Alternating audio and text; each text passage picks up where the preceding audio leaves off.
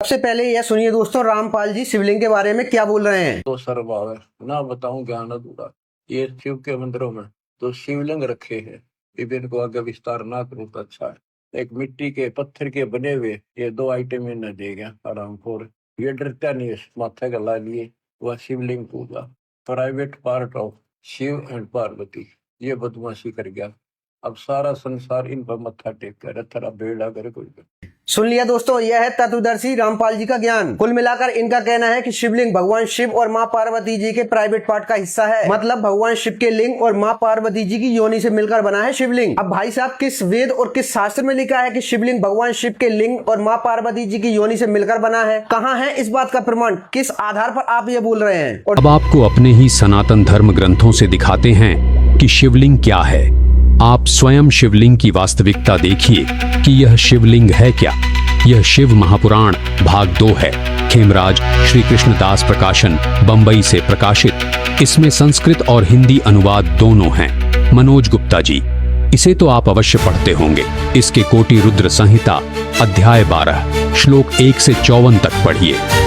ऋषि बोले, हे सुत जी, आप व्यास जी के प्रसाद से सब वस्तुओं को जानते हैं। आपको कुछ अज्ञात नहीं है, इस कारण हम आपसे पूछते हैं। संसार में उन लिंगों की पूजा होती है जो आपने पहले बताए, उसका कारण क्या है और इसका कोई अन्य कारण भी है? मनोज गुप्ता जी, इसमें ऋषियों ने सूत जी से पूछा कि यह बताइए कि शिवलिंग की पूजा क्यों होती है। तो सूत जी क्या कहते हैं, सुनिए। पहले दारूवन में ब्राह्मणों का जो वृतांत हुआ था उसे अब अच्छी प्रकार से सुनो। जैसा मैंने सुना है वैसा कहता हूँ। हे ऋषि सत्तम, जहाँ दारू नामक वन है वहाँ नित्य शिव के ध्यान में तत्पर शिव भक्त ऋषिगण रहते थे।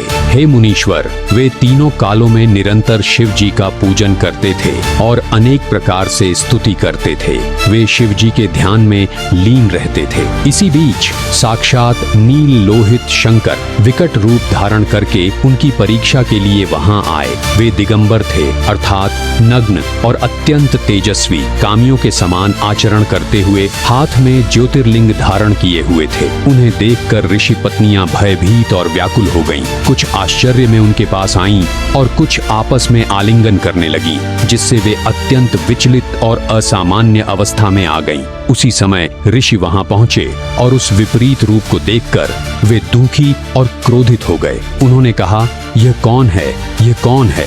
जब वह दिगंबर स्वरूप कुछ नहीं बोला तो ऋषियों ने क्रोध में कहा, तुम वेद मार्ग को नष्ट करने वाले हो और अनुचित आचरण करते हो, इसलिए तुम्हारा यह लिंग भूमि पर गिर जाए। सूत जी बोले, ऋषियों के ऐसा कहने पर शिव का वह लिंग तुरंत गिर पड़ा और अग्नि के समान जलने लगा। जहां जहां वह गया वहां वहां जलाता हुआ चला गया। वह पाताल और स्वर्ग तक घूमता रहा और कहीं भी स्थिर नहीं हुआ। समस्त लोक व्याकुल हो गए। तब सभी ऋषि मिलकर ब्रह्मा जी के पास गए और उनसे पूछा, अब क्या करना चाहिए? तब ब्रह्मा जी बोले, हे देवताओं, देवी पार्वती की आराधना करो और शिव जी की प्रार्थना करो। यदि पार्वती योनि रूप धारण करें तो यह ज्योतिर्लिंग स्थिर हो जाएगा। फिर सभी देवता और ऋषि शिव जी की शरण में गए। तब शिव जी प्रसन्न होकर बोले, यदि मेरा ज्योतिर्लिंग पार्वती द्वारा धारण किया जाए तभी शांति प्राप्त होगी, अन्यथा नहीं। अर्थात जब पार्वती ने उस रूप को धारण किया तब वह लिंग स्थिर हुआ और शांत हुआ। इसके बाद अज्ञानी धर्मगुरुओं ने इसी की पूजा शुरू करा दी।